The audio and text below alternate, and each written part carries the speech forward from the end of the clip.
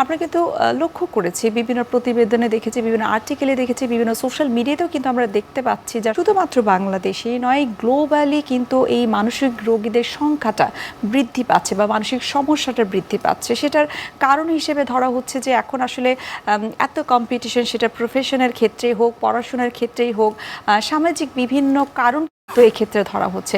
আপনার মতামত কি এ বিষয়ে? বাংলাদেশের জরিপের কথাই বলি, 18 ভাগ মানুষ, 100 জনের মধ্যে 18 জন কোনো না কোনো মানসিক রোগে ভোগে। তার মধ্যে প্রায় 13 ভাগ শিশু কিশোর কোনো না কোনো মানসিক রোগে ভোগে। তার মধ্যে ডিপ্রেশন এবং অ্যাংজাইটি রেট অনেক বেশি।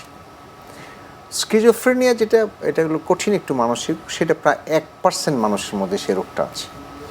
আর যদি আমি গ্লোবালি বলি আর কি, 25% মানুষ, মানে 4 জন মানুষের একজন, 5 জন মানুষের একজন কোনো না কোনো মানসিক রোগে ভোগে। তাহলে একটা বিরাট জনগোষ্ঠী কিন্তু মানসিক রোগে ভোগে।